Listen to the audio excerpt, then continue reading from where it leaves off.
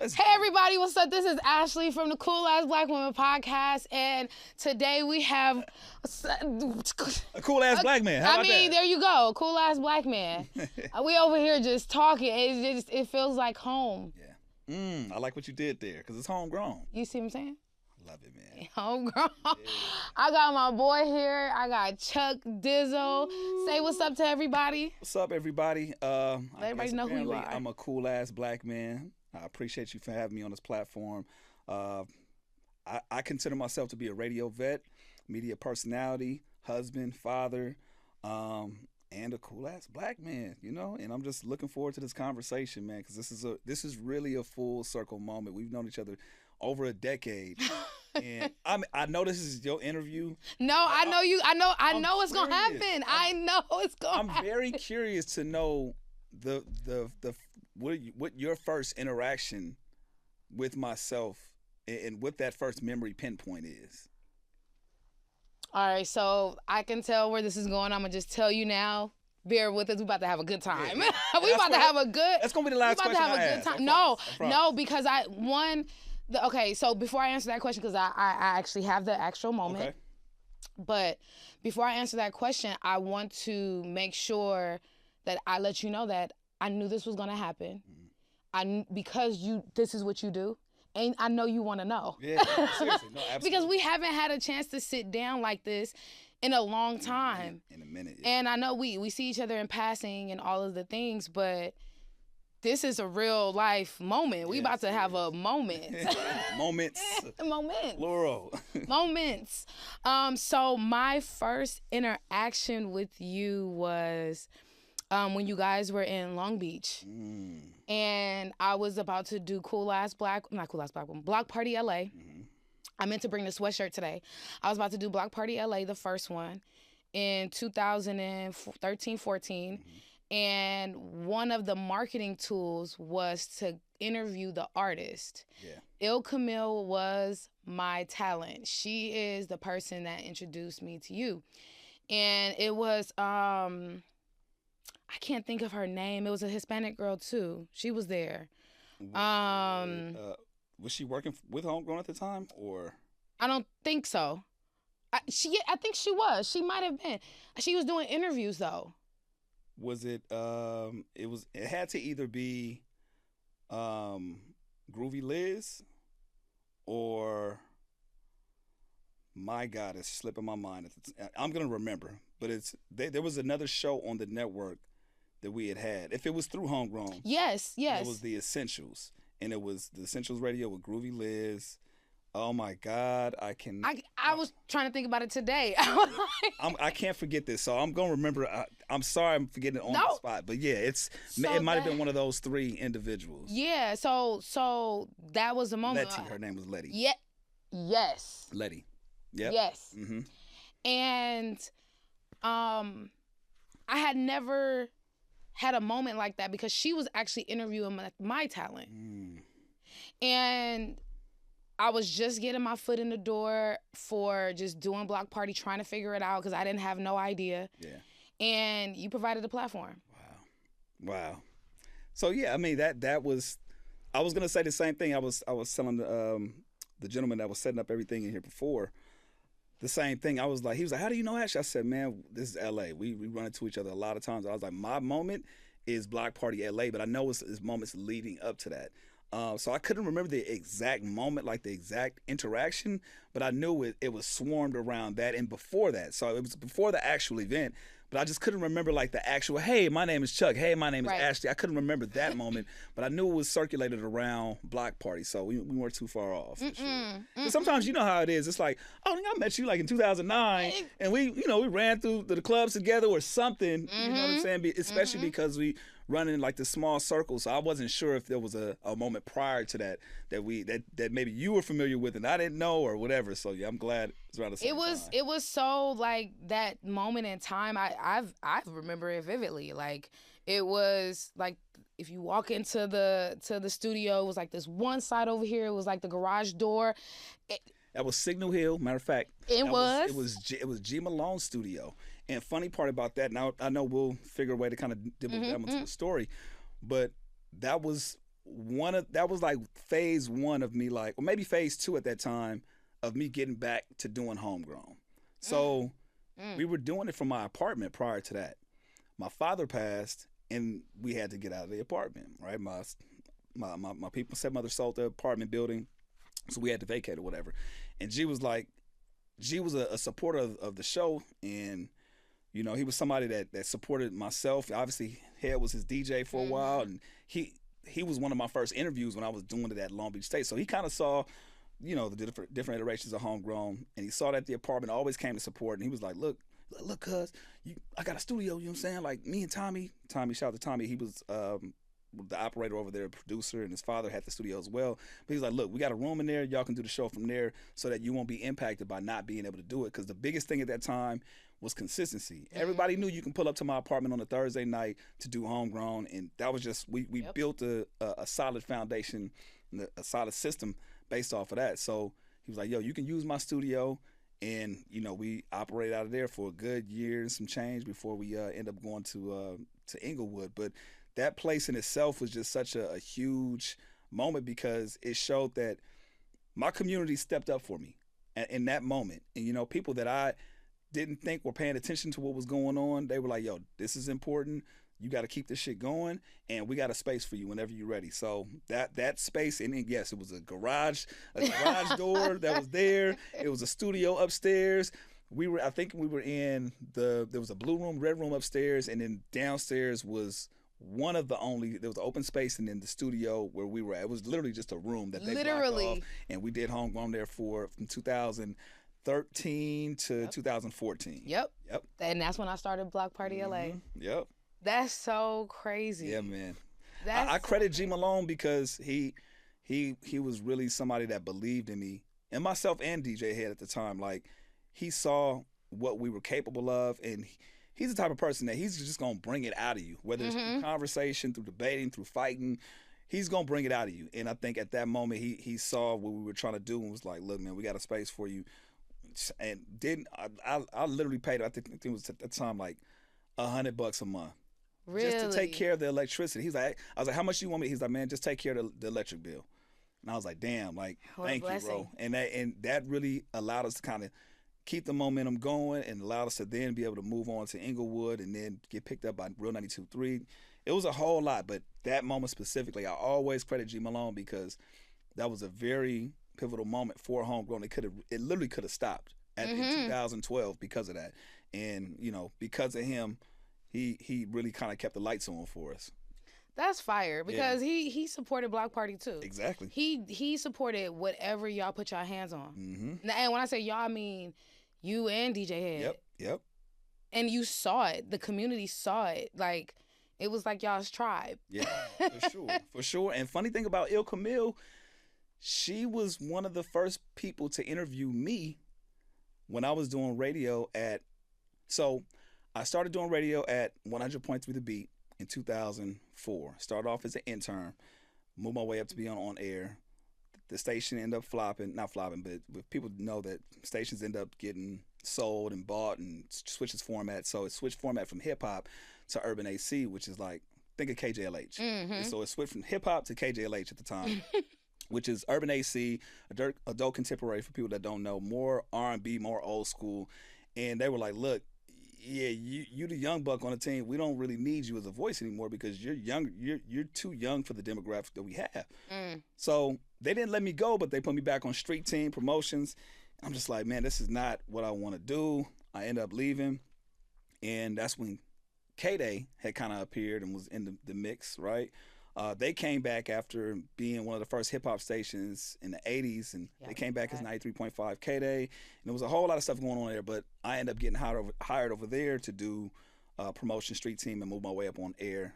And while I was there, Il Camille, we ran into each other somehow, and she interviewed me for, I think, a magazine or something that she was doing at the time. I found out she was an artist, and that's how our connection started in like 2008, 2009. So you have been working, okay, let me back up, put a pin in it. Yeah. I didn't know you were working there that long. Yeah. I thought it was just one of those moments where, boom, you were on the radio. Nah, I've been doing radio literally this would be my 22nd year. With K-Day. No, so no. K-Day is the first like original hip hop station here in LA. That's happens in the 80s. I was a little kid at the time. Right. The Beat was my OD said 92.3. Yeah. Yeah, 92.3 The Beat. If you live in Los Angeles, you know about The Beat, right? That was my inspiration to want to do radio. That was my soundtrack. In the morning, I listened to John London in the House Party. I listened to Theo. I listened to Julio G. And then I would also listen to Power 106 to listen to Baker Boys and Big Boy, of course, and all the talent they had over there. But The Beat was the station I really listened to. So for me, when I figured out what I kind of wanted to do, which I knew at the age of 10 I wanted to do radio. I just didn't know what that meant. I would always find myself making skits with cassette tapes and, it was mixtapes, but it wasn't really mixtapes. I was just recording songs off the radio and introducing them myself. Mixtapes. It was mixtapes, right? I mean, before we even called them that. So it was like I was doing that, but I realized that I wanted to do it after like how LA Convention Center, they always had the Black Business Expo and they had the College Expo. Mm-hmm. Well, The Beat was there one day for the College Expo, and I pulled up. I'm like, yo, the tent is there, the street team. I'm like, I want to do what y'all doing. How do you do? Somebody showed me, it was like, you got to get an internship, and that kind of led me down my pathway to want to do that. I ended up getting an internship at The Beat, and so for me, I was like, oh my God, I did it. I done made it. I'd made it here. So that was my first radio gig when I got from intern to on air at 100.3 The Beat. It changed from 92.3 The Beat to 100.3 The Beat. That station folded in like 2006, 2007-ish. K-Day came around 2005, 6, 7. I got hired over there in 2008. Got let go in 2009, 10-ish. And that me getting let go at that time allowed me to kind of really go full-fledged with Homegrown, because I was doing Homegrown as a college radio show when I graduated in 2001. So I was still doing that, but it allowed me to do it full time and kind of like really, really focus on it after I got let go from K-Day. So I had 2 different times at radio stations at that time. And then, a couple years down the line, obviously Real 92.3 came and I got hired over there in 2015 until 2025. So that's my radio spiel. And I'm gonna take it back one more time because that was, I didn't know some of that, right? Yeah. So you say you went to college. Shout out to Long Beach State. Long Beach State, baby. Shout out to Long Beach State, right? And how, for the listeners now, for the community now, how important was it for you to go to college at that time to even kind of break into this radio field? Well, media. I'll be honest. The only reason why I went was 2 reasons why I went. Was one of the stories I just told you. I knew I can get an internship, and they told me the only way I was going to get a job is if you go to school. Or get an internship is if I go to school. You got to get college credits and all that. And at the time, they weren't doing internships with people that weren't going to college. So that was the incentive at the time to go to school. Yeah. It's like, okay. But then my mom was on my ass. She was like, yeah, you're going to figure something out, but you're going to go to school. Like, I don't care what you do, go to school. So for me, it was important just to kind of like check off the boxes, just to fulfill what my mom wanted me to do, and to see if this career path that I was interested in was going to really pan out. But the only way I was going to figure it out was to go to school. So, but what it taught me after I got on campus is the importance of community. Like, because a lot of the people, a lot of the artists, a lot of people that I'm cool with nowadays it stemmed for those relationships that I had on campus. Right. And the crazy part about it is I did that show for the better half of me being, so I graduated in 2005 from college, but I still operated the show until 2008. I still had the key card. They didn't realize I had a key card, so I was still finesse doing the show until 2008, and that's when me and DJ Head met a couple of artists that I brought onto the show. They were like, yo, my boy Head, he's a host and he does radio over at Cerritos College, and y'all do the same shit. Y'all need to meet. So they put us on the phone together, and I told them, I'm like, yeah, this is, I got this thing called Homegrown, and I knew my time was coming to an end. I was just like, I think I'm gonna start doing this out of my apartment. I got the equipment to figure it out. I was like, would you mind? Like, I don't do the music. You know what I'm saying? I don't DJ. I just host. I like to interview. Can you just hold down the music? He was like, yeah, for sure. Pulled up. Prior to that, when he knew I was doing the show there, he had G Malone call into the show, So he would get certain guests on there as well, and he pulled up with him one time, saw what I was doing. He's like, okay, for sure. And we chopped it up, and that's when I was like, yeah, I think I'm gonna take this to my apartment in Inglewood. He's like, all right. I was like, can you just do the music while I do the interviews? And when I tell you, we made that makeshift apartment, we turned that into literally, I call it a staple in hip hop, in Los Angeles hip hop, because we had so many people pull up from TDE.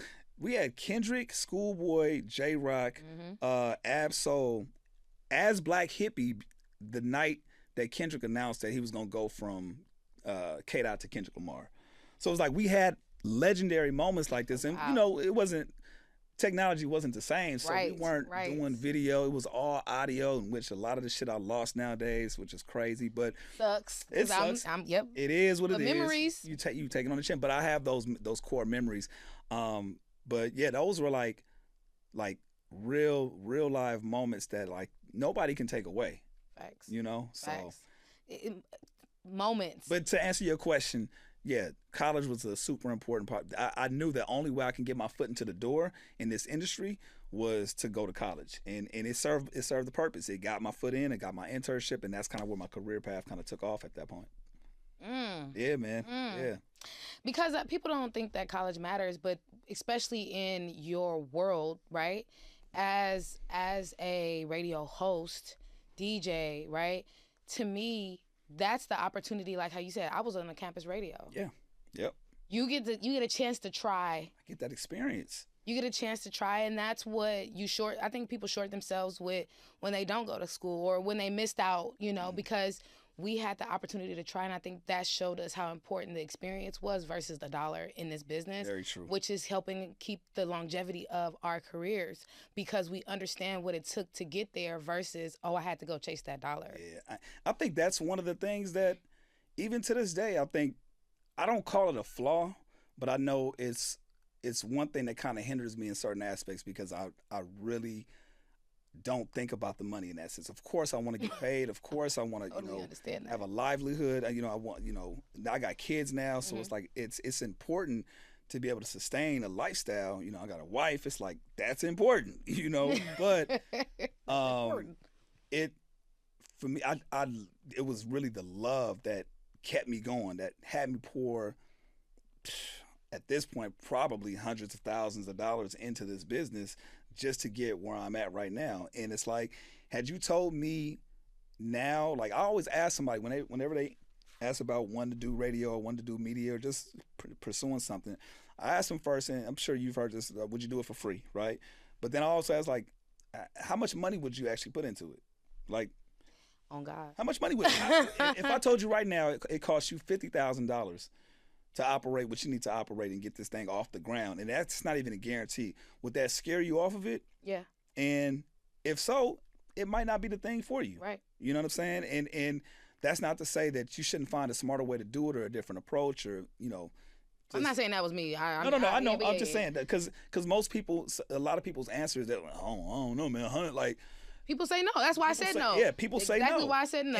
And look, I'm scared. There's nothing wrong with that. But for me, it was like, oh, okay, I don't care. And like, now what? What's next? That's how I had to. And even now, like, to this day, like, we'll get into it. I got let go from iHeartMedia last year. Yeah. And the biggest thing that I've been kind of like dealing with the last few months is like, okay, I know there's a level of you need to pivot, right, to figure something out. But I still love this shit. I still love it. So it's like, that's why it was important for me to say, okay, well, let me continue to grab the flag with Homegrown, because it never went away. But, when you work with a company, it's kind of like you get a little jaded because you put more into what they have going on. And there's nothing wrong with that because it helped elevate my brand, and I'm super thankful for it. But I'm able to kind of pour back into Homegrown the way I kind of should have been doing over the last 10 years. And, for me, I think that's one of those things that I wrestled with was walking away. Should you start something different? And yeah, those are still things I think about, but I'm going. It's in me for life. Man, I got Homegrown tatted on. Right. So it's like. So that was such a moment for me when you were let go from the radio. Really. Absolutely. It was so many different emotions. Never shared this with you, obviously. Yeah. But it was so many different emotions because I watched you guys get on the radio, you and Head get on the radio together, right? And, you know, he went his way, you went your way, and you still was able, but you guys were able to put Homegrown on the radio. Yeah, that was huge. Yeah. Yeah, like That was a major accomplishment. so when did I think that iHeart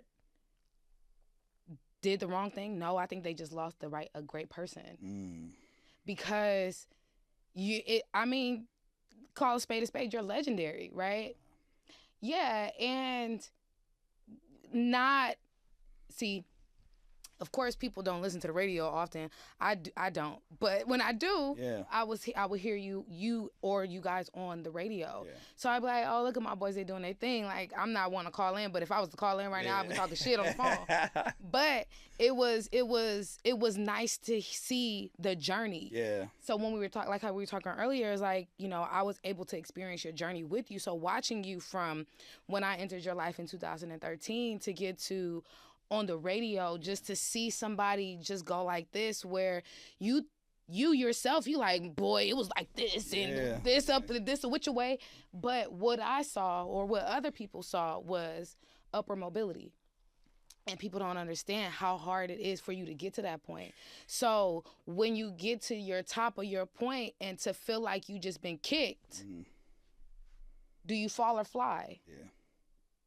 So it was bittersweet, because no, I don't want to not hear you on the radio, but it was sweet to me because now I get to see you fly for real. Yeah. So when you say, like, I had to pick it up because it was a stake in the ground, it's always going to be that. That's just like Cool Ass Black Woman. It's always going to be there. Now, what do I see in it, which I think you're doing a great job with it now. I do see it blossoming into something else, to something greater, not something else, something greater. Right. A space that we don't have as people with a voice like yours, right? So I personally, one, keep going. And however long it takes for you to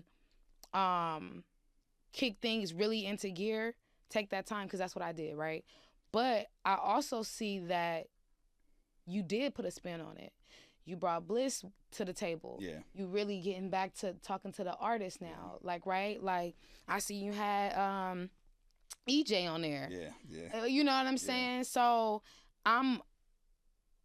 it's not something that is lost. So it feels like how you see me with Cool Ass Black Woman. It's like, Ashley didn't leave. She didn't go nowhere. She's still here. She's just working. Now she's just doing her thing. And look where she is now. It's like that. I see that with you. Yeah. So I'm low-key hype to see you doing the things that you're doing, because one, you didn't lose the momentum. It just looks different.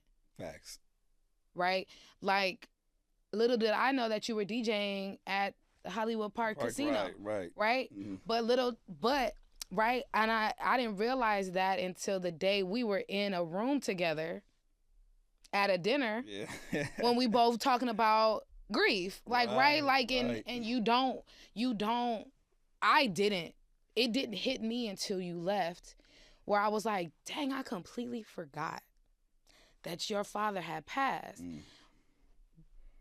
How long it's been, and to see that, one, it does not get easier.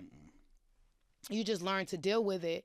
But then also is when it comes to your markers and meeting those points of satisfaction with what your father would like, or what he would want to see you doing. Like, how do you still get to those points without feeling like, damn, I wish my dad was here? You get what I'm saying? Am I making sense? No, you are. And the same thing that I said at that dinner was like, it doesn't get easier, because there are moments where you have this, oh man, he's proud. Yeah. I know he's looking down on me. I know he's saluting me. It's like, damn, I want you here in the physical. Right. I want you to see it. So that's the struggle in itself. You know, through my faith, I know he's in a better place. I know that he's watching over me. I know certain things that happen are because of him and my ancestors. Like, they're guiding me along the way. But damn, I want you to be here in the physical. I wanna see your face I want to see that smile that you got. I want to hear because my dad he was really low key and he didn't really show a lot of emotions. So to see him like like he would do these little things where I'm not okay. I don't need to hear it, but I know. And one of our last conversations, and like this is why it kind of gives me.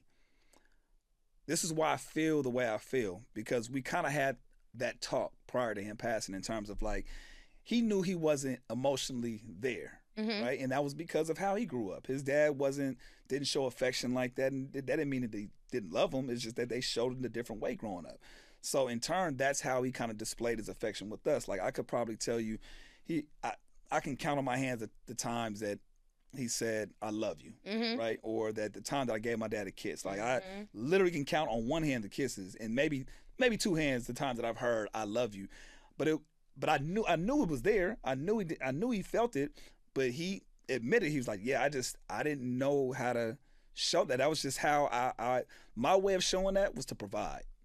And the way he provided was he had an apartment, and he was like, look, at the time, 2008, 9-ish, I moved to Long Beach with a buddy of mine from college, and we were well, I don't think we were moving out at the time. We weren't even moving out. We had just moved in, and he was like, hey, now I got this apartment in Inglewood because he had it, ever since I could remember. He had 2 apartment buildings, but sold one of them, and that was the one he still had.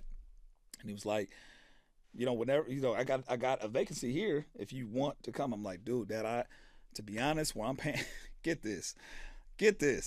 I was like, yo, in Long Beach at the time, I'm like, yeah, me and my homeboy's rent was like $830 at the time, downtown Long Beach, and I'm like, dude, I'm paying for something right now. I don't know if I can do. He was like, if you want to move over here, you can, but you got to cover this rent. I'm only gonna charge you $600, and I'm like, 3-bedroom apartment in Inglewood. I'm like, I don't know if He's like, I'm just telling you now, I don't care what you do, but if you want to move in, you got to cover that $6. I was like, all right, fuck, I can't. That's a bad deal at the time, I end up. So I say all that to say, his way of doing that was providing. He knew I was into radio. He knew I was on a pursuit. He saw me go from one station, leave there, and at this time I was getting on at K-Day, so he kind of saw me doing stuff here and there, and he was proud. He was like, I don't know what to do, but I just know that I can provide you a space to live if you need, and da da da. And so, a couple months into us living there, we turning up or whatever. And shout out to my neighbors at the time, because we would literally go hard every Thursday night playing music loud. One of my neighbors upstairs, she had just had a baby, fresh baby, like newborn baby. And they were just so cool. They saw what we were doing. They like, oh, one of them was kind of tapped into the music. So she was like, oh, you got so-and-so pulling up. You got so, oh, that's kind of tight. Yeah, didn't say nothing. But yeah, but everybody else was just cool about it. Wasn't even tripping. And Pops knew. He was like, look, I don't know what you're doing. Just obviously keep it respectful, keep it safe. You can keep on doing what you need to do. Because I don't know the business that you're in. I don't know that. All I can do is just provide. So one of the last conversations, he was like, yeah, that my only way was to do that. Like for him, getting me a car at 16 and that apartment was his way of like, here you are. All the love that I got. And that's not to say that he wasn't there. You know what I'm saying? But my parents, they got divorced when I was in like 3rd or 4th grade. So he moved at the time, off to a different city or whatnot, and I would go spend weekends with him or whatnot. So he wasn't there as much kind of later on.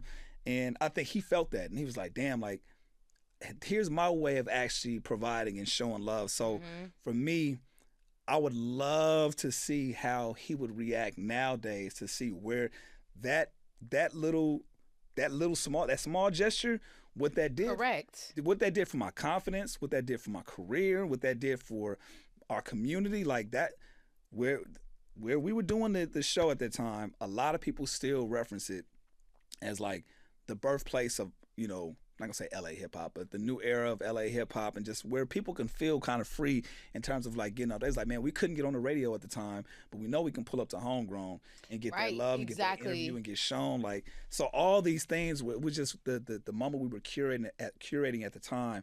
It was such a beautiful time, but what that blossomed into, years later, I think he would have just been like, I think he would have been proud, like, not only of myself, but just like, damn, I did do something to help you. See that you're right. You know what I Right, mean? and So, you don't really see that or pay attention to that, and just to take a step back and to look at it through your lens, like, Yeah. dang, like this one little mustard seed of a spot yeah, got me here. got me here. So man. that yeah, so to see the upward mobility for you in this space now, you don't have a choice but to keep going. I gotta keep it going. And to be fair, I'm gonna be honest. Like, I salute DJ Head because at a time where you got to remember again, I started at the beat, went to K-Day. I kind of saw the ins and out of the business and how radio was. Like, I knew at the time before I got let go at iHeart, I was like, oh,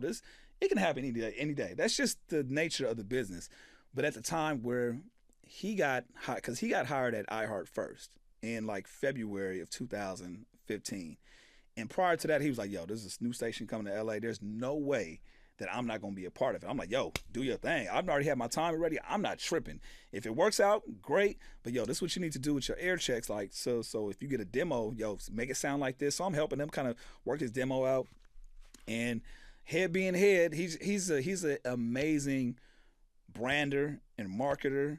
And he talks his shit, but he backs it up, right? Mm-hmm. And he was able to finesse a way where Big Boy heard my air check.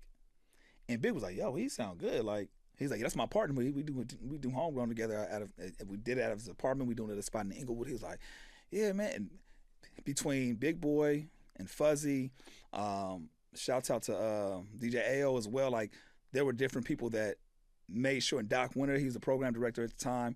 They made sure that I was able to get on air at the same time. And then from that, that was just right there. That was the kickoff. Cause I really, be honest, Ashley, I had no interest to return back to radio. I was okay with building Homegrown, and I was like, yeah, you do your thing over there, and that's cool. And because I knew that had Head got on air, it still was gonna trickle down to us. So I'm like, yo, go handle your business. Yeah. But for him to be like, nah, I'm a, hey, I'm at the station, like, hey, come pull up. I pull up. He gets in trouble for letting me in the building on like his first, I want to say his first week. His first week on air. Pull up, bro. Come on, please. A lot of people don't know, and this, again, you can't get me to talk shit about Head because he's done some amazing things for me. I'd have to agree with that. You know what I'm saying? And he's the type of individual where he'll risk his own situation for you. The first night Head got on air at iHeart, I remember he played Jake and Papa. He played some other homies' music that he wasn't supposed to play. And that right there already kind of got him dinged in the point where they were just like, hey, man, like, no, there's a certain protocol we have to do about this. And then he invited me up there. We took a picture, and then he got in trouble again. He's like, hey, you can't just be letting people inside the station. He's like, oh, okay, my bad, or whatever. But that situation allowed me. So the way he finessed it. He knew what he was doing. He finessed it. I think he finessed it. He was like, nah, but here's air check. He sound good, though. I'm not just letting no random nigga in here. Right. So, but from that, it allowed me to get on air. And then once I got on air, he was a mixer. And they paired us together one night, and I was like, yo, you guys sound amazing, because we had years of chemistry.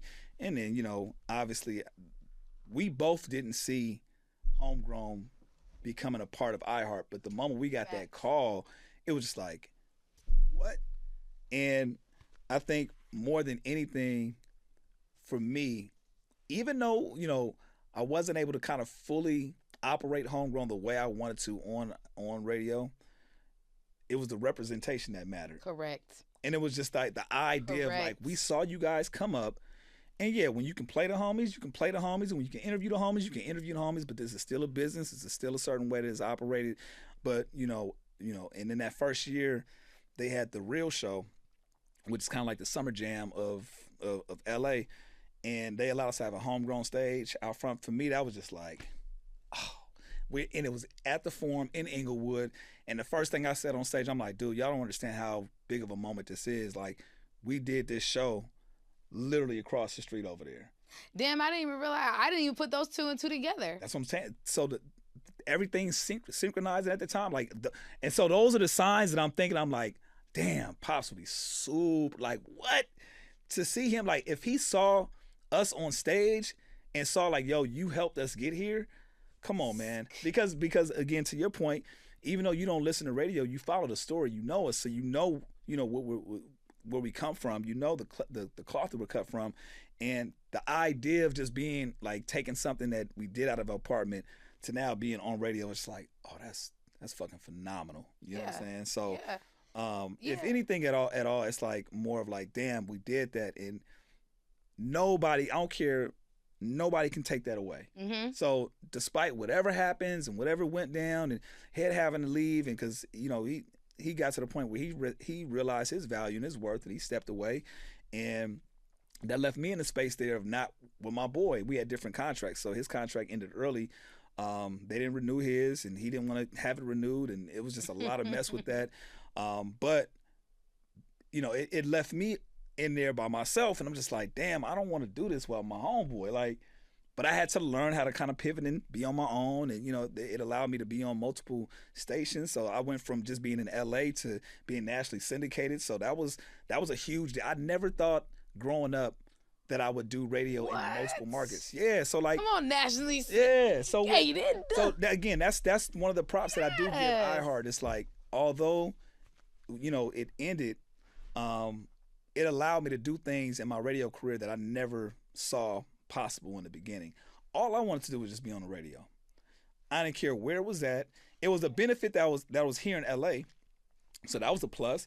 But then to take me and then put me in multiple markets kind of expanded my reach and my voice to different people in different markets that I had no idea, and that's really helped me to this day as well. So now when I'm able to kind of pour back into Homegrown, I got new viewership, I got new eyes, I got new ears that was like, oh, we're familiar with your story, but our entry point is you on Real 92.3. Oh, you do this. Oh, you spotlight new artists. Oh, you curate shit in LA. Oh, that's kind of dope. It's different. So I know that there are no mistakes. There's a little bit of imposter syndrome sometimes, like when you say that and like, yo, you're a legend, like it feels good to hear, but I'm not gonna lie, it takes me a moment, like, damn, for real, like and I say that because the respect is definitely needed. People need to know who they, who the real one is, right? Yeah. But I was literally just talking about that in therapy today, and it was just more so like, when I say legend, is because I see you. Yeah. You know how women, and they talk to one another like, girl, I see you. Yeah. Welcome to Black Women Podcast. Right. Now you feeling us, right? But no, I see you. Like, so it's like, I know what you put into it. Like, people say to me all the time, like, oh, Ashley, have you seen what she did? Yeah. And it's like, Yeah. Because it's like, you could tell my story for the last, whatever from your lens. Mm-hmm. But it's just like, no, like, you did legendary shit. Mm-hmm. Like, shit. And on top of that, supporting your wife. He got a wife that he supports. Shout out to Tasha. Yeah, man. Tasha would, and so funny, when we were doing the show in the apartment, I got to give love to the homie Salas, too. Oh. Salas, Brian Salas. He'll be here tomorrow. Salute to Salas, man. He's got I love his story within all this, because he makes it a point to let me know how important my story is to his, because when he was in a moment of trying to figure it out and restart his career, he saw what we were doing at the apartment. He was like, hey, do you mind if I just pull up? Bro, come on. Like, and I knew of him, but I didn't really know him at the time. But that's just always been my demeanor. Like, if you're trying to do something, hey, pull up. Like, pull up and we'll see what's up. Mm-hmm. And by him pulling up, he not only instilled the confidence in myself, he instilled the confidence of Head.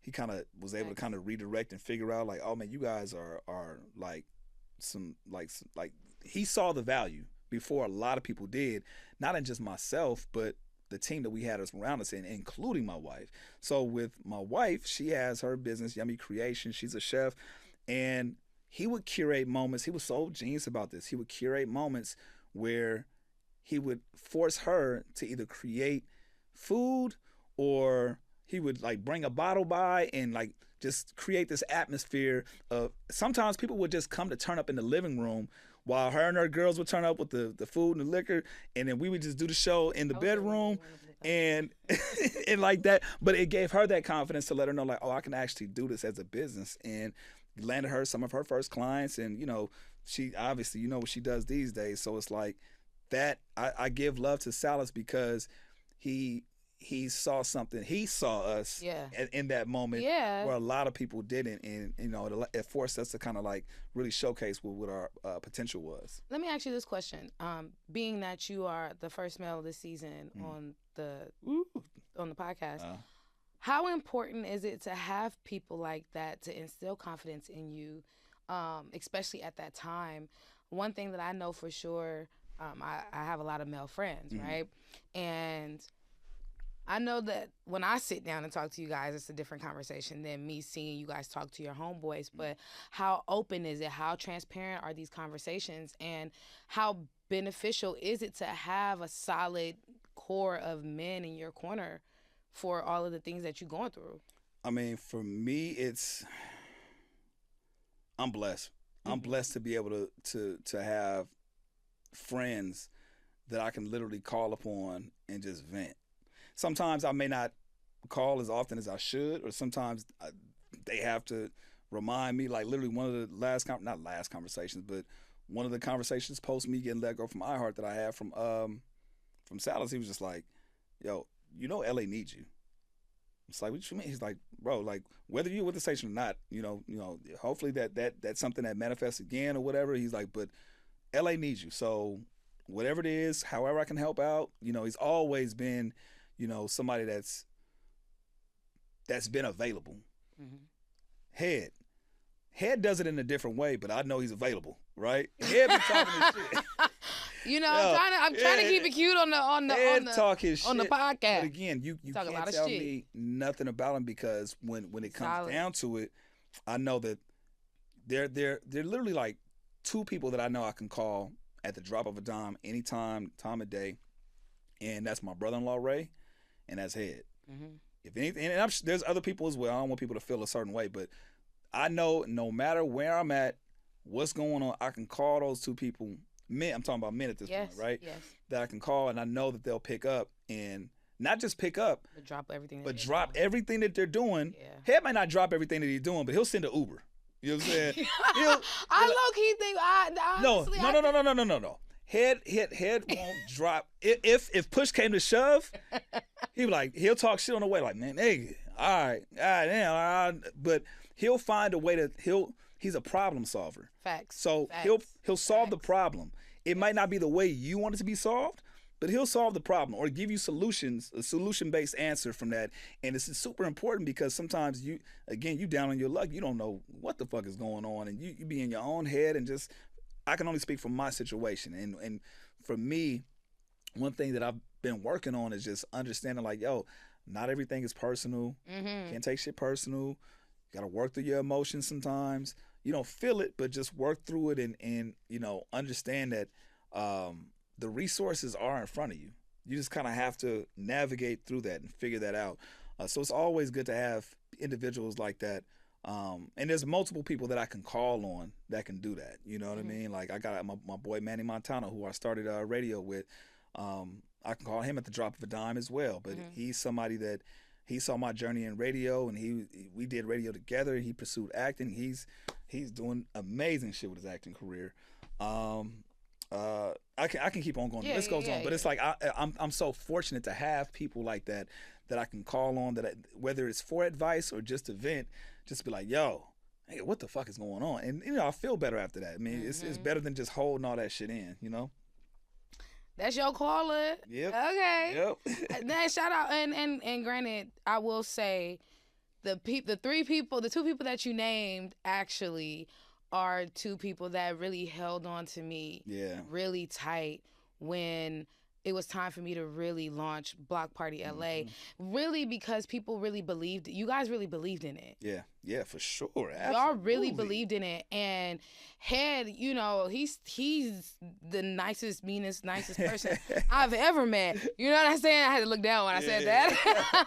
Don't get a close-up on that, right? Right, but I also know that it's genuine, it's authentic, and he's going to push you to get to that next point. For sure. And I can honestly say he is one of 5 people that I know in my lifetime that has ever done that. Yeah. Like, moms knew him, loved him because of that, you know. And Silas now he's talking shit. Yeah. Ashley, what's taking you so long? We waiting.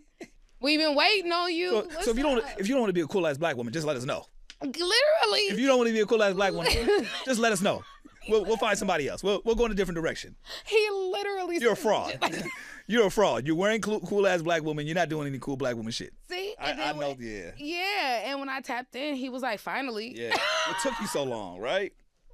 What took you so long is exactly Sounds what he about said. right. Yep. And you know those type of things that really. They've helped build the foundation for me. Yeah. Like everybody during that time, Sade. Yeah. Shout out Sade. Sparkle, man. Sparkle. Yeah. I mean, Adara. Yeah. I believe that was her name. No, not Adara. She was the party planner that was in off of Market, and either here nor there. Okay. Yeah. I'm. But there were a handful of people that really held on and nurtured me in that space, because honestly and truly, you guys wanted to make sure that the right people had the stage, right? Not just anybody. Because it could have been. It could have been. Yeah, it could have been one of those like, what's going on here? Literally, and it was my first event. It was my first fest. She was so legendary. That shit was so legendary, man. Butter hosting it, corrupt battle. Like, come on, man. What? Like, for that to be a premiere event, that shit was legendary. And it meant so much to be a part of it, because it's one of those things of like, oh, you wasn't there? Oh, okay. Yeah, you missed out. That shit was fire. Like, it was one of those, man. So I'm glad to see you back at it. I'm glad to see you back outside. I mean, we've seen each other here and there throughout the last couple of months, and it's just, you know, that same thing of like nudging, like, yeah, your community is here to support you, and that's just not from me. I know you see it and hear it from other people as well. It's like, yeah, we championing you. We ready for you to be back outside and, you know what I mean, do more cool ass shit. You know what I mean? I mean, it's coming. It's coming. I appreciate that though. Of course. You know, it's funny because somehow, some way that this has become a theme for this season on the podcast, that we're kind of like going down memory lane of where I've been and how it comes full circle. So, you know, all I saw was an event. Like, all right, well, I'm about to. It's funny because I had Shalia on the podcast, who her podcast was done a couple weeks ago, and she was in the first Block Party recap video, and she didn't know. Are you serious? Yeah, so if you go on YouTube now to watch our interview, I actually have the editor throw her in there. Gotta check that out. I'm going to throw pictures from our time. Oh, my God. Because it tells a story. It paints a picture. Yeah. I'm going to say this, and I mean it with the most humblest, purest, authentic heart. Right? I'm ready. When I created Block Party, you guys knew what it meant to me. When I started to see Insecure. Yep. Can you tell people? Can I know your thoughts on that? And I'm gonna say, let me just finish what I'm gonna say so I can make sure because I'm gonna put my cup down, because that's actually I was shout out to Issa Rae, right? Shout out to you for having an amazing show that really encompassed what it was like growing up in LA. But I know for a fact, when everybody saw that episode, that was your event. Yep. I mean, the thing is, you can't. You can't not be able. Well, I don't know the ins and outs of that, but it's like you can't. You have there's certain reference points where it's like, oh yeah, that there was some inspiration there. I don't know, again, the connection. Yeah. Whatever, but oh yeah, that was that event. So when people say, "Oh, you remind me of Issa Rae," Yeah. I not. Right. It's tough for me to hear that because I love that reference because she is a phenomenal, cool ass black woman. But it's also like that was a story. It was a part of the story that was told about the city for that time. Right. And I don't take that away because it was definitely a platform that it deserved to be on. For sure. But for me, it left me voiceless for a while, which is why y'all haven't seen Block Party LA. Yeah, because I no longer was able to tell my story because I felt like my story was on television already. That where I did not see the need to go out and say, well, I'm doing Block Party this and I'm doing Block Party that. I got you. So the funny part about that, there's two things. One, I've never told anybody this. I feel like that's a valid feeling, right? But I also look at it as there being a reference point to the people that really knew and know. Right. It's like, oh, yeah, yeah. Right. So that's a nod to that. Yes, right? yes. It's a nod to that. But I don't think it shouldn't have been a reason for you to stop. And I get why it was just like. I couldn't believe it. It's already been done. It's done. I couldn't. There was so. To give you a little bit more, after the one that I did in 2015, I left. I moved to New York, right? But at that time, no one really knew that I was actually planning Block Party Brooklyn with iHeartRadio. Word. No, I didn't know that. There was a lot happening. There was a lot happening that, one, I could honestly say I ran away from that success. Because it was a lot. Yeah. At that point in time, I had people in New York telling me like, "Oh, we know what Block Party LA is," and "Oh, you had Ab-Soul, oh, you had Talib Kweli, oh, you had da-da-da-da," and it's just like, damn, like y'all knew. Yeah. Let me just go over here in this corner. So no, I don't. What was that? What was what? What was it? No, I'm serious. Like, so for you running away from that success, it's like you did something that was amazing. The spotlight is shot on you now, and you kind of like just curl up. The battles that I had to fight. Just internally or just to make it happen? To make everything happen. Or you say you didn't want to do it again? So that the 2015 block party, I blocked off a full street, right? I took the responsibility on myself. Yes, we had maybe one or two sponsors there, but it wasn't like, oh, go pay for a whole event. I was pulling it out of my pocket. Yeah. So it was like hitting it back to back to back. I remember like it was yesterday. It was like that Monday of that weekend of block party, and it was like, yeah, $12,000 pay to LAPD because you need to have the police department there because they had just finished doing killing somebody in a black man in another state. So I didn't have no choice. And I was just like, man, this event it's going to happen. Yeah. I didn't know where that $12,000 was going to come from. Wow. Had no idea. It happened, right? Of course. And so it was that. It was, everything was I didn't feel the support. I had support, obviously, but I didn't feel the support when it came to the demand of getting things done at that time. It was so much for one person to take on, for others not to understand what this one person is taking on. Because in my mind, I see things, I compartmentalize things, and I'm able to, boom, project 1, project 2, project 3. Right. I'm able to get things across the finish line together. I was taught that. So to be able to see Block Party happen, if I could be honest, I wasn't satisfied with the way that one happened. The second one. And I felt like I had put my everything into it. And I had been trying to get sponsors and partners and all of the things. And I was doing it, but I was getting, it was, like you said earlier, like, you know, growing up in that time where not volunteering, interning was a thing. You didn't really take money. You was just, in-kind donations was a thing. Yeah. So I couldn't run a festival off of in-kind donations. That's right.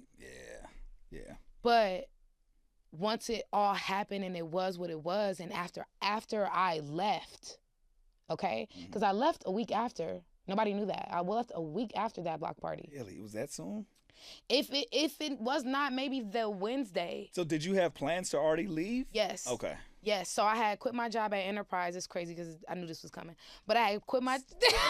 I don't know. Did we talk about this before? No. I worked at Enterprise. Really? I had a little stint. I did 6 months. I hit the airport one time, and not one time, for like the last month, and I was done, dog. Yeah, I had to be out of here. I couldn't do it. Get me out of here. Get me out of here, coach. So I'm sorry. Continue. I still got that video. I recorded myself. I said, leaving Enterprise is my last day at this place. Hated it. How about when I told my supervisor, my manager, I forgot the name, the manager, the area manager at the time.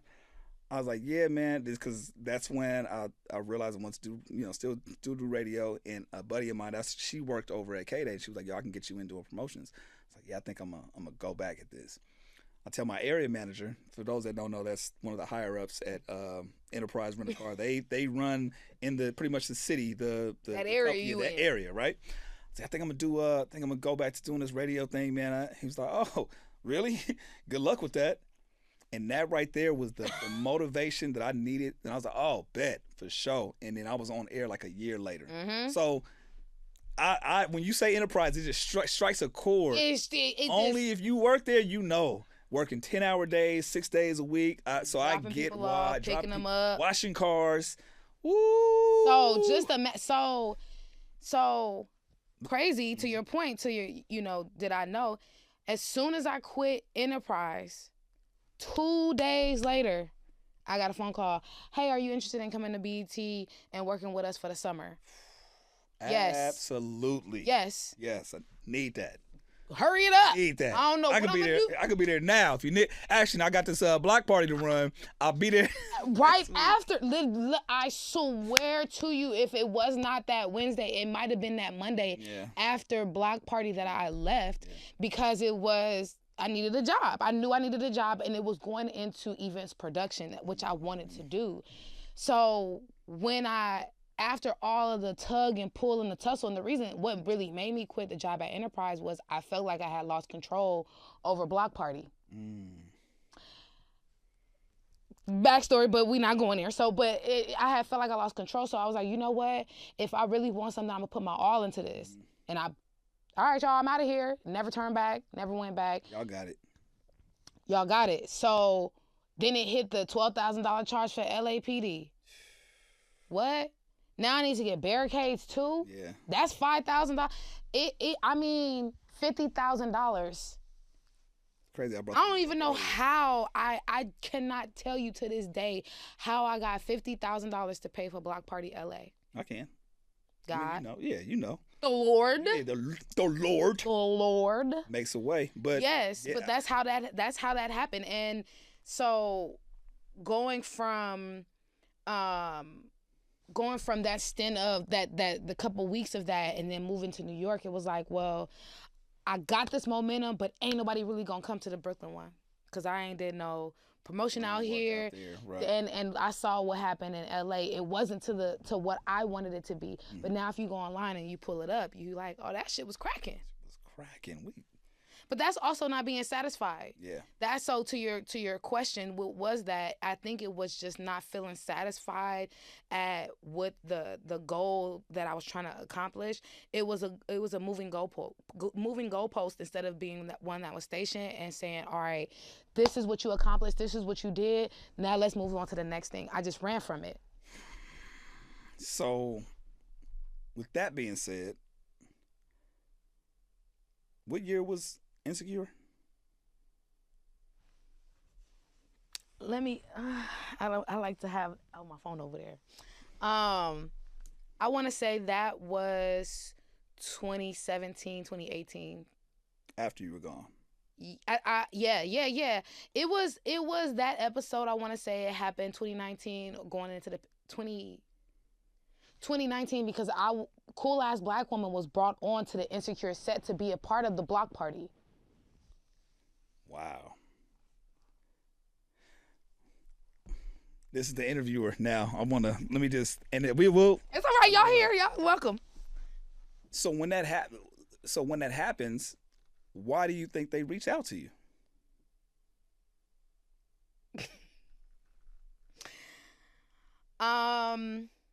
To be on set for with Cool Ass Black Woman and Insecure.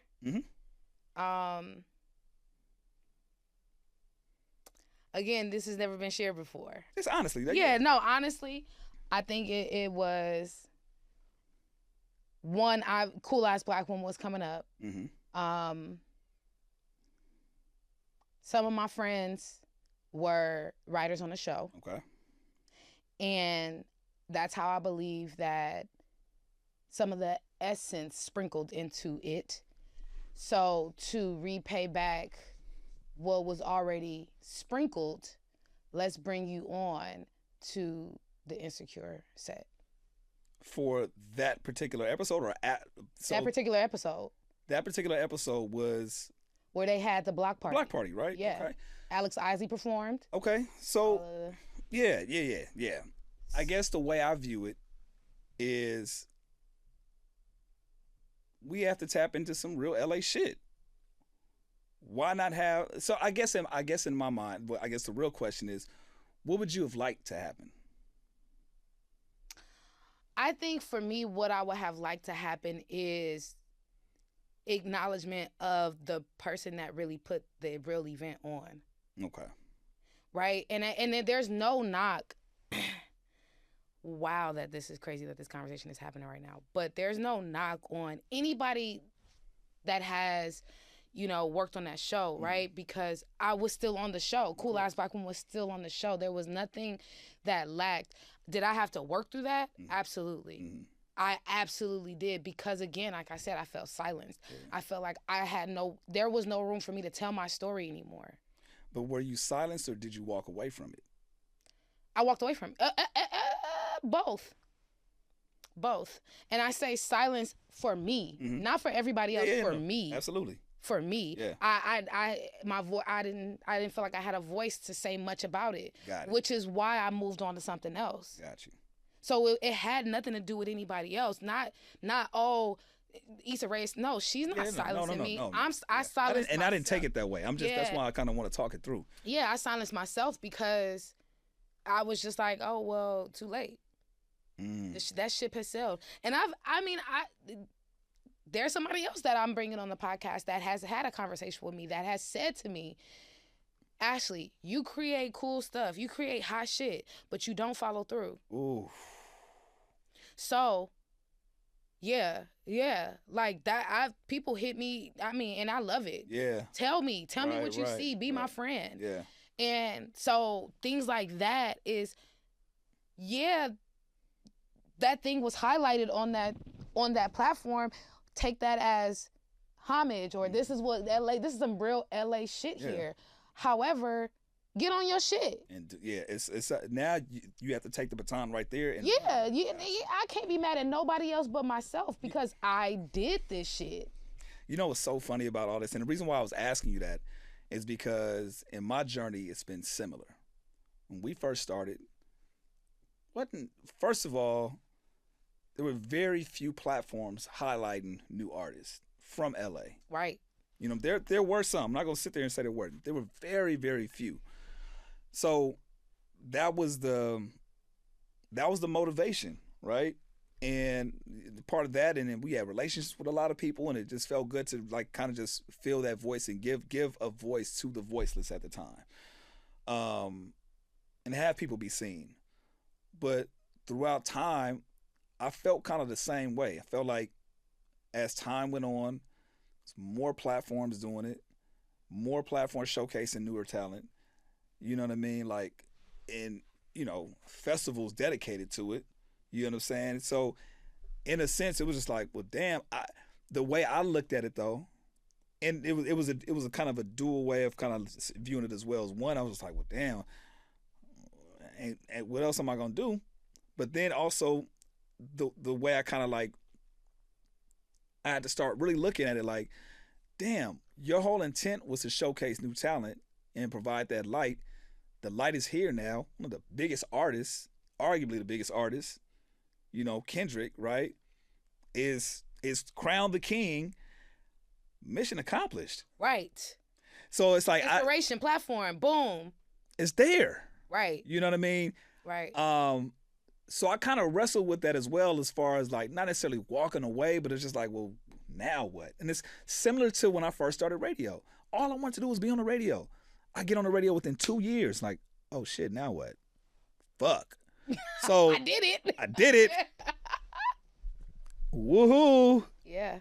So I think part of that, I guess, the what I'm walking away with, and maybe you are too, and thinking about it in terms of like setting up these goals and figuring out what that next thing is going to be, That and being able to say that I inspired people that wanted to do this to do it. Yeah, for sure. So you can't look at it. It's also perspective, right? So you can't also see it in a way of the negative. You see it from like to your point. I started Homegrown Radio. I was just trying to give the artists a platform, but lo and behold, what you would see as a radio show is really a podcast back in the day. And now look, before our time, that's what this whole before our time thing Let me take it a step further. We were streaming in the house before this was stream. So it's like, and I don't want to, and I definitely am not trying to come across as like, man, I'm the old head, you shouldn't be paying. But I look at it as like, damn, that was some innovative shit we did. And look at how the industry has turned into that. And a part of me, there's a part of me that's like, man, that's dope. And then a part of me like, damn, what now? So I'm saying all that to say, I feel you. I get it. It makes a lot of sense. But it's important that you have those people that do check you and say, okay, when the spotlight was on you, that okay, what happened? I know for me, like, and this is, I don't think I shared this. Now, since you've been transparent, I'll be transparent as well. We talk about Kendrick. Pop Out. I wasn't there. Want to know why I wasn't there? Because I chose to be at home with my family. For 2 reasons. One, and again, I can take accountability for some of this because I should have been a little more proactive. But like when everything was going down and the battle was happening, I'm just like watching this shit in real time, exchanging texts with head like, oh shit, it's just crazy. But I was dealing with some real life shit at the time too. My second son was coming. I think he was just born, so I'm dealing with the adjustment of being a father for the second time. I had moved out. I was living with my moms at the time with my wife and my 2 kids. I had to move out. So it was a lot of transitions at the time that was going on. I wasn't as available as I once was. You know what I mean? At the time, like me and Head were trying to figure out where Homegrown was gonna go, and he's taking off doing his shit, and I wasn't really available in the sense that I should have been. And I can take accountability for that because it's like, okay, we got to interview at this time, this day. Yeah, but I can't leave right now. I got to go pick up my son at this time. I can't. Before, we went from working 6 days a week together. Yeah. Left, it was like, okay, now we got to fit in what days we can work together. And that was a transition. We still made it work. But then when shit started picking up, I couldn't be there. So everybody's like, yo, Head went his own. No, Head had to do what he had to do. He is in the middle of some shit. Yo, handle your business. Do what you got to do. And I love him for that. But for me, I feel in the same sentiment, like, damn, when it was time to step up, where were you at? And parts of me is like, damn, you didn't show up. But parts of me is like, no, you really were going through some shit. Yeah. And it's okay. And that's not meant for you.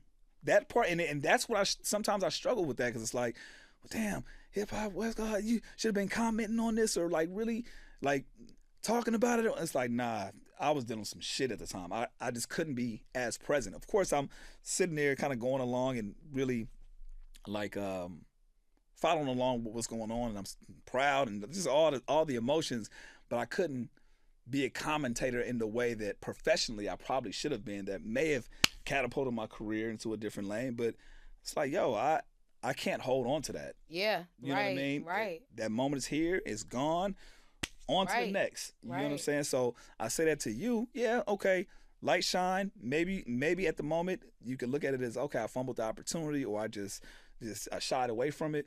But that, in that sense, wasn't meant for you. Right. And it's as tough as sometimes it is to even say that or articulate that. That's the truth. I have to agree. I have to And agree. It was for me to see. It was for me to see what I can do. Um, One of the things that a very much so a highlighting moment is at D Smoke's listening party when Battlecat said to me, like, I was just thinking about Block bruh, Party. That blew my man, that blew my wig off, right? shout So out to Battle Cat, man. shout out to Battlecat and Corrupt. Yeah, So at that point, I just knew, like, okay, yeah, like I did something that's never gonna go anywhere. It's a timestamp. It's a timestamp. It's So a it's like timestamp. I just hope that you walk, and I know you are, but like you walk away with understanding like what you did and what you do, some legendary shit. It's inspired. People can look back at it and be like, damn, again, if you weren't there, you missed out on it, right? Yeah. You know what I mean? Yeah. But it allows you to recreate the next thing. It's like, okay, cool. I can build off the back of that for the next thing and to pivot and, all the things that I know you're going to be doing. But yeah, it's so funny that we kind of had a similar like experience in that, because as you're saying that, I felt the same. I'm like, damn, dude, like, everybody's asking me like, why weren't you at the pop out? I'm like, dude, by the time I figured out maybe I can go try to get tickets with iHeart, that shit fell through. Hit head in them at the last minute. Of course, that fell was super last minute, so I couldn't go. And I was like, you know what? I know if I go pull up, I can get in. Yeah. But I'm not gonna do that. It's not. Let me just enjoy this. And I actually had a better time enjoying it at the house from the house and watching. Of course, I would have wanted to be there, but watching it from home with the family, that was more authentic to who I am, and like just be with the family. We turned up, had a good time, but well deserved. Man, I just look at it as one of those moments, like a timestamp as well. It's like, yo, okay, it's one of those things. But I look at that and I know it happened for a reason. Mm-hmm. And I'm content with that. I guess I was all that to say. I'm okay with it. I'm content with it nowadays because I struggled with it for a second. So I hope the same is for you as well. Yeah. Now, don't get me wrong. I did struggle with it for a little bit. But I to be where I am now in my growth journey. Yeah, I'm okay with it. Yeah. I'm okay with it. A lot of things happen so fast in those moments, because all of those moments were transitional moments for me. Yeah. So even Block Party, Cool Ass Black Woman show, commercial, everything was so fast. Yeah. So it was one of those things where I had taken off, but I didn't have my seatbelt on. Let me ask you this: do you feel like, because Block Party, then Cool Ass Black Woman, mm-hmm. do you think had you still done Block Party, Cool Ass Black Woman would have existed? Mm-mm. And let me tell you what I came to terms with. I create some cool shit. Mm-hmm. That's just it.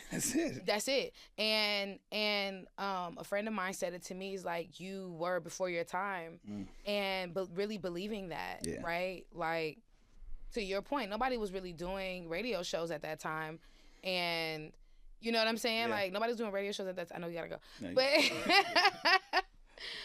but nobody was doing radio shows at that time. But nobody was also doing festivals. Yeah. So to be able to do the festival in that time, it was just like, yo, like this is cool. I paved the way for people to see what they can do. It's possible, yeah. So when I look at Cool Ass Black Woman, same thing. I'm paving the way so people can see that they can. Yeah. And it just so happened that God gave me a brand called Cool Ass Black Woman. Yeah. Because now I don't have a choice but to stand on that shit. You gotta stand. I gotta stand on it. But because we could keep going, we could really keep going. And I know, time is of the essence. But there's a few things that I really did want to get you to talk about too.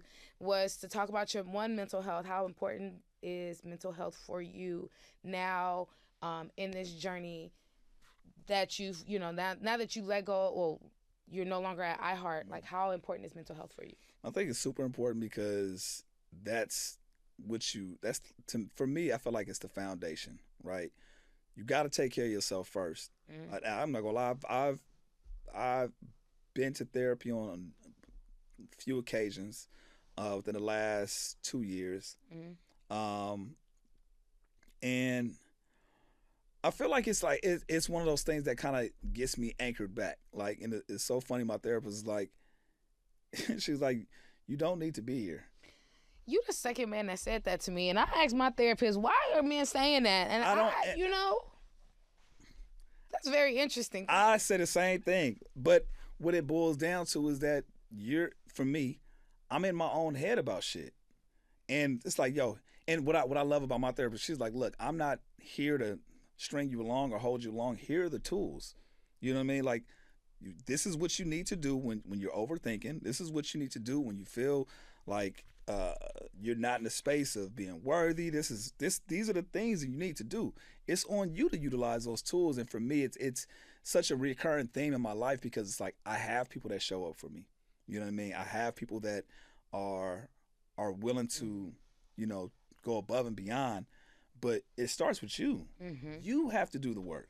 So for me, I think I constantly have to check in because, some days are better than others. You know what I mean? And that's what I'm realizing is that there's no perfect day. There's no perfect moment. And it's like, just because you go to therapy, just because you get a therapist, or just because your mental health is good one day, doesn't mean it's gonna be good for the month, for the year.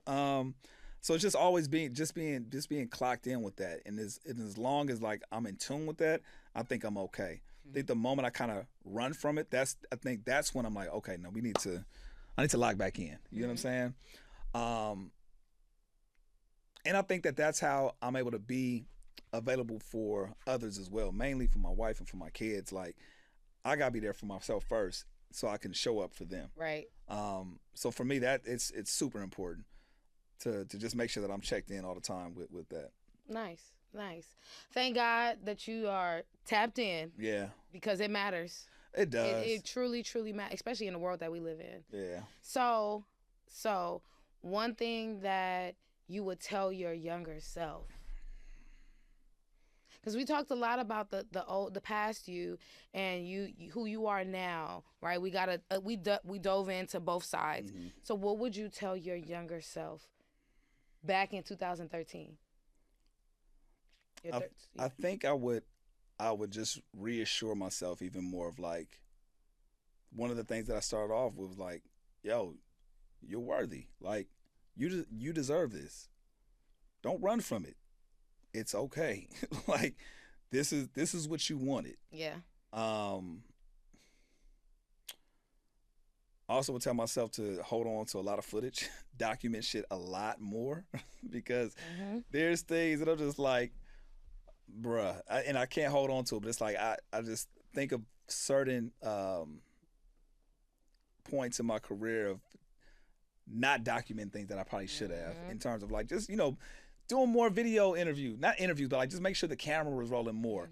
Of course, I can hold on to it in the memory, but it would just be nice to kind of have the footage, the visual footage, or at least the audio to just kind of tap back into and check. So just do a better job of just documenting what you're going through, because the stuff that I do have, and I'm thankful that I do have, I can look back and just be like, damn, like that was a moment in time.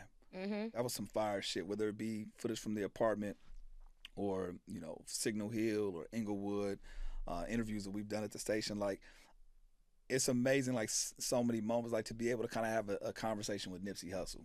Shit like that, it's like, right, Kendrick, like early Kendrick, and then, just having moments and timestamps. So it's like I do have certain footage, and I have those moments that I'm holding on to, and I'm grateful for that. But sometimes you just want a little bit more sometimes. So it's like, yo, just document a little bit more. Show up for yourself. And I would also say, I would just drive the point home of, don't necessarily stand on being a people pleaser.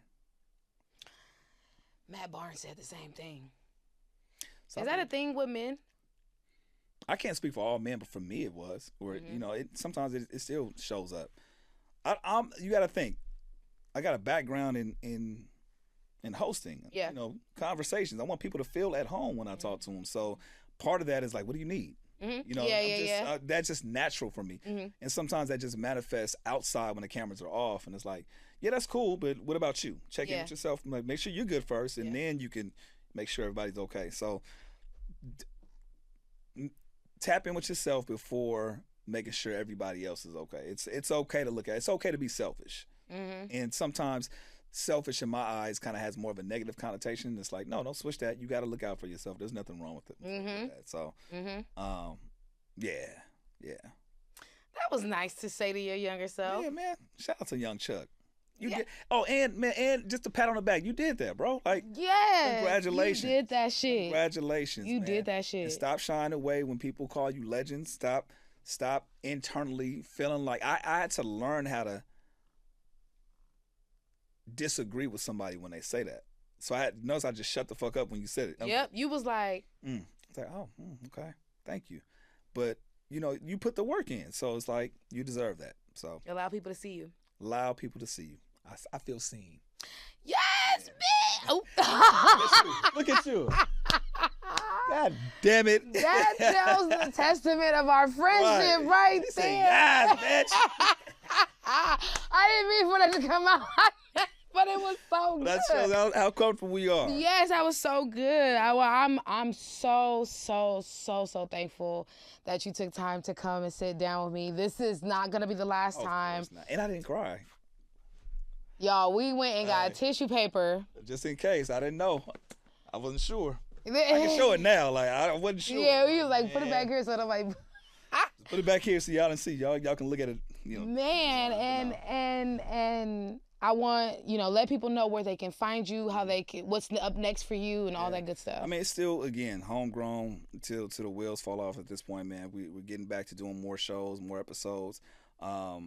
So, yeah, you can catch that, homegrownradio.net. You can obviously download any podcasts, wherever you podcast, just search Homegrown. You can find me, Chuck Dizzle, everywhere. Yeah, man, just be on the lookout for more cool shit. Hey. More cool shit. Now, I really appreciate you. And I want, before I leave, I just want to shout out to my amazing wife, Tasha, my two kids, Charles and Chase. I do this because of y'all. You know what I mean? I do this because of y'all. No. That's what I grabbed this shit. Nah, I do this because of y'all. And I didn't really give my wife her props too much throughout this interview. But I just want to just take a moment to say thank you for constantly being supportive of me, from the apartment days, figuring out where this homegrown thing was going to go. You still by my side. I'm so glad that things are working out with Yummy Creations and your business. And that's my road dog, man. And I wouldn't be who I am without you. So, Tasha, I love you. Thank you so much for being a supporter to this cool-ass black man right here. You know what I mean? Thank you for loving him the way you love him, because, trust me, it is very inspirational. Yeah, thank you. To watch how she loves you, from afar. Don't cry. Nah, I'm about to cry, girl. I'm good. We're going to rap in a second, right? Yeah, I know. Okay. And shout out for always being there for me. She's so supportive of a cool ass black woman. She was just in the comments the other day like, so what's up with the zip up? And I was like, so you saw that too? She was like, girl, stop playing with me. I love her, and I mean, again, everybody in that time that I met at that time has stayed and has been friends with me, and I'm appreciative of that. So thank you for being my friend. Yeah, thank you. Thank you for inspiring me. To all of y'all, thank you for inspiring me. Thank you for being my friends. And to wrap this up, this is the Dear Ashley segment. So, Dear Ashley. Just in case, just saying. Job well done. It's okay to let something go. It is okay to believe that you can. Keep pushing. It may look crazy now and it may look hard now, but on the other side, it looks like great. It looks like great. And you are doing a great job. I love you. All right, y'all. Thank you for being here. Thank you for being here, y'all. Thank you. I bitch. I promise that wasn't supposed to come out. But you know what? Shout out to you. Homegrown Radio. I love you, Chuck. Follow us, Cool Ass Black Woman. I got the tissue paper for y'all for when y'all start crying. And we out.